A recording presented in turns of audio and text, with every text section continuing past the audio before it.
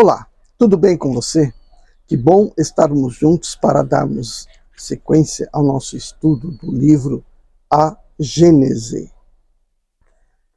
Eu sou o professor Wagner Klein, sou professor de Física, terapeuta holístico, e você está no canal Sob Nova Visão.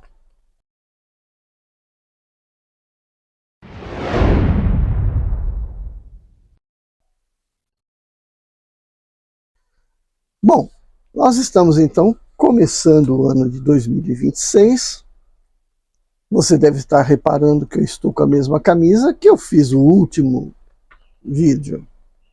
O que significa que os dois foram feitos no mesmo dia. Muito simples essa dedução. E que o importante aqui é que a gente tenha atingido uma boa compreensão do livro até agora, porque daqui para frente vai ficar um pouco mais denso a leitura e a compreensão. O capítulo 14, os fluidos. Então, nós vamos começar aqui no primeiro item, natureza e propriedade dos fluidos, que já é constituída de outros itens, de subitens. Então, o primeiro subitem é elementos fluídicos. Ok? Parágrafo 1. A ciência deu a chave dos milagres que resultam mais particularmente do elemento material, seja explicando-os, seja demonstrando-lhes a impossibilidade pelas leis que regem a matéria, mas os fenômenos em que o elemento espiritual toma parte preponderante, não podendo ser explicados unicamente pelas leis da matéria, escapam às investigações da ciência, e é por isso que eles têm, mais que os outros, os caracteres aparentes do maravilhoso. É, pois, nas leis que regem a vida espiritual que se pode encontrar a chave dos milagres desta categoria. 2. O fluido cósmico universal é, assim como foi demonstrado, a matéria elementar primitiva da qual as modificações e transformações constituem a inumerável variedade de corpos da natureza. Quanto ao princípio elementar universal, ele oferece dois estados distintos, o da eletrização ou de imponderabilidade, que se pode considerar como o estado normal primitivo, e o da materialização ou de ponderabilidade, que de alguma sorte não lhe é senão consecutivo.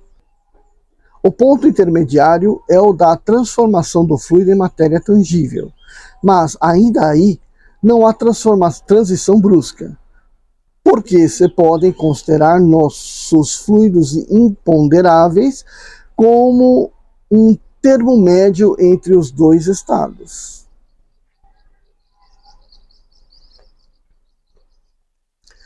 Cada um desses dois estados dá necessariamente lugar a fenômenos especiais. Ao segundo pertencem os do mundo visível e aos primeiros o do mundo invisível. Uns chamados fenômenos materiais são da alçada da ciência propriamente dita, os outros qualificados de fenômenos espirituais ou psíquicos, porque se ligam mais especialmente à existência dos espíritos, estão nas atribuições dos espíritos. Aliás, estão nas atribuições do espiritismo. Mas, como a vida espiritual e a vida corpórea estão em contato incessante, os fenômenos destas duas ordens se apresentam com frequência simultaneamente. O homem, no estado da encarnação, não pode ter a percepção senão dos fenômenos psíquicos que se ligam à vida corpórea. Aqueles que são do domínio exclusivo da vida espiritual escapam nos sentidos materiais e não podem ser percebidos senão no estado de espírito. 3. No estado de eterização, o fluido cósmico não é uniforme. Sem deixar de ser etéreo, ele sofre modificações bastante variadas em seu gênero, e mais numerosas talvez do que no estado de matéria tangível. Essas modificações constituem os fluidos diferentes que, se bem que procedendo do mesmo princípio, estão dotados de propriedades especiais e dão lugar aos fenômenos particulares do mundo invisível. Tudo sendo relativo, esses fluidos têm para os espíritos, que são eles mesmos fluídicos, uma aparência tão material quanto as dos objetos tangíveis para os encarnados. E são para eles o que são para nós as substâncias do mundo terrestre. Eles se elaboram e os combinam para produzirem efeitos determinados, como fazem os homens com seus materiais, todavia, por procedimentos diferentes. Mas lá, como neste mundo, não é dado senão aos espíritos mais esclarecidos compreenderem o papel dos elementos constitutivos do seu mundo. Os ignorantes do mundo invisível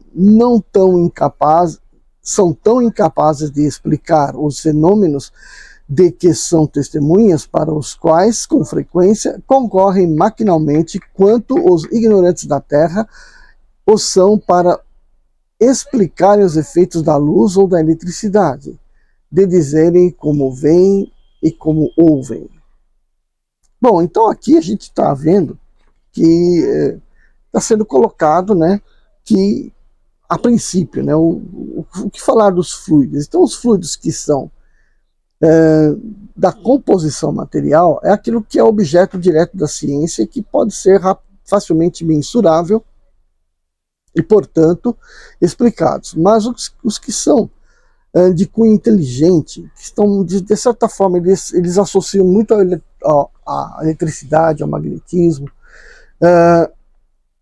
está no campo das forças, das ações, ou da energia, não tão densificada na forma de matéria, está ali explicando que há domínio do espiritismo. Isso lá no século XIX.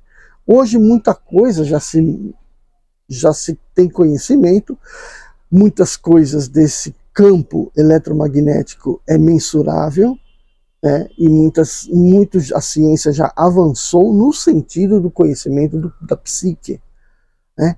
E, portanto, já entrando no domínio do espírito. Né? Então a gente tem sempre que se atualizar direitinho para poder entender melhor que essas diferenças estão ficando cada vez mais curtinhas. Quarto, os elementos fluídicos do mundo espiritual escapam aos nossos instrumentos de análise e à percepção de nossos sentidos, feitos para a matéria tangível e não para a matéria etérea. Então, é o que eu acabei de falar, né? Acabei de falar disso. Cada vez mais estamos nos munindo de instrumentos tão sensíveis que começam, portanto, a determinar a influência dos campos mentais fluídicos, né? E a gente não precisava ter de tanta sofisticação tecnológica. Por exemplo, os pêndulos, né? O aurímetro, né? O dual rod, a princípio criados para estudar os fluidos emanados por correntes d'água,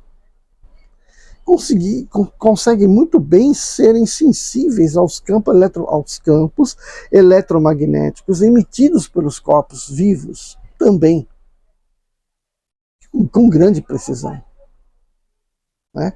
Então aí no século XX, né, 1900 e bolinha, aí, começou-se aí uma era de descobrimentos e aplicações desses materiais, os quais se usam da própria vibração do corpo do medidor para entrar em contato com as vibrações dos corpos a serem medidos. E até criar-se escalas de medidas. Né? Em um certo dado momento a gente fala sobre elas. E agora onde eu parei? Os elementos fluídicos do mundo espiritual escapam aos nossos instrumentos de análise e à percepção dos nossos sentidos, feitos para a matéria tangível e não para a matéria etérea. Há os que pertencem a um meio de tal modo diferente do nosso que não podemos julgá-los senão por comparações. São imperfeitas quanto aquelas pelas quais um cego de nascença procura fazer para si uma ideia da teoria das cores. Mas entre estes fluidos, alguns são intimamente ligados à vida corpórea e pertencem, de alguma sorte, ao meio terrestre. Na falta de percepção direta, pode-se observar-lhes os efeitos como se observam os do fluido do ímã, que nunca se viu, e adquirir sobre a sua natureza conhecimentos de certa precisão. Este estudo é essencial porque é a chave de uma multidão de fenômenos inexplicáveis unicamente pelas leis da matéria. 5. O ponto de partida do fluido universal é o grau de pureza absoluto, de que nada pode nos dar uma ideia. Um ponto oposto é a sua transformação em matéria tangível. Entre estes dois extremos existem inumeráveis transformações que se aproximam mais ou menos de um ou do outro. Os fluidos mais vizinhos da materialidade, ou menos puros por consequência, compõem o que se pode chamar de a atmosfera espiritual terrestre. É este meio onde se encontram igualmente diferentes graus de pureza que os espíritos encarnados e desencarnados da Terra aurem os elementos necessários à economia de sua existência. Estes fluidos, por sutis, impalpáveis que sejam para nós, não o são menos de uma natureza grosseira comparativamente aos fluidos etéreos nas regiões superiores. Ocorre o mesmo na superfície de todos os mundos, salvo as diferenças de constituição e as condições de vitalidades próprias de cada um. Quanto menos a vida é material, menos os fluidos espirituais têm afinidade com a matéria propriamente dita. A qualificação dos fluidos espirituais não é rigorosamente exata, uma vez que, em definitivo, é sempre da matéria mais ou menos quintessenciada. Não há de realmente espiritual senão a alma ou princípio inteligente. São assim designados por comparação e em razão, sobretudo, de sua afinidade com os espíritos. Pode-se dizer que são a matéria do mundo espiritual e é por isso que são chamados fluidos espirituais. Bom, aqui que ele está citando como fluidos grosseiros, né, muito próximos da matéria, é justamente esses fluidos que eu estava mencionando, que são facilmente medidos com esses instrumentos que eu citei. Então a gente tem a nossa aura, né? O que é nossa aura? Nossa aura é a parte energética, vamos dizer assim, que nós estamos emanando. E ela decorre da existência da nossa matéria. Então se a matéria está boa, essa emanação é bastante boa, bem ampla. Se ela for se nosso corpo, se a nossa matéria está debilitada, essa aura, ela tende a ser contraída, né? A coloração da aura também acontece. E quanto mais ela estiver, o nosso organismo, quanto mais estiver bem, né, quanto melhor ele estiver constituído, um momento bom da nossa vida, né, nosso organismo, essa aura vai estar bem diluída, com as cores bem vibrantes, cada corpo, né, irradiando a sua cor natural. A partir do momento que existe uma contração da aura, essas cores, esses campos se misturam, dando uma tonalidade mais escura à aura, né, menos clara, né, mais escura, menos clara, menos objetiva. Então a nossa aura vermelha com a amarela se combinam, o verde se combina ali com o azul e o violeta se mistura, então de maneiras que a nossa aura se contrai e a gente tem uma coloração mais escura dela, tá bom? Então isso daí está relacionado à nossa matéria e, portanto, é bastante fácil de ser mensurado. 6. Quem conhece, aliás, a constituição íntima da matéria tangível? Talvez não seja ela compacta senão em relação aos nossos sentidos. E o que eu provaria é a facilidade com que é atravessada pelos fluidos espirituais e pelos espíritos. para os quais não é mais obstáculo do que os corpos transparentes são para a luz. A matéria tangível, tendo por elemento primitivo o fluido cósmico etéreo, deve poder, em se desagregando, retornar ao estado de eterização. Como diamante, o mais duro dos corpos pode se volatilizar em gás impalpável. A solidificação da matéria em realidade não é senão um estado transitório do fluido universal, que pode retornar ao seu estado primitivo quando as condições de coesão deixam de existir. Quem sabe mesmo se no estado de tangibilidade a matéria não seria suscetível de adquirir uma espécie de eterização, que lhe daria propriedades particulares? Certos fenômenos, que parecem autênticos, tendem a fazê-lo supor. Não possuímos ainda senão as balizas do mundo invisível, e o futuro nos reserva, sem dúvida, o conhecimento de novas leis que nos permitirão compreender o que é ainda para nós um mistério. Então está aí o primeiro item discutido aqui, apresentado com relação aos fluidos, ok? Começamos então o nosso mês de janeiro, entendendo um pouco mais sobre a natureza dos fluidos, tá bom? E a gente vai expandindo cada vez mais esse assunto. Se você gosta desses assuntos, então deixa seu like.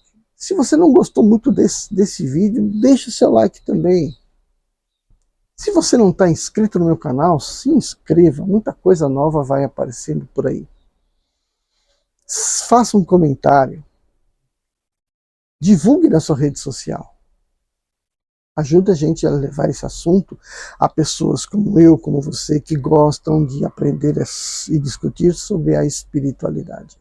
Vejo você no nosso próximo vídeo. Tchau, tchau. Comece bem o seu dia, deve a tristeza tirar, e por somente alegria, Senhor,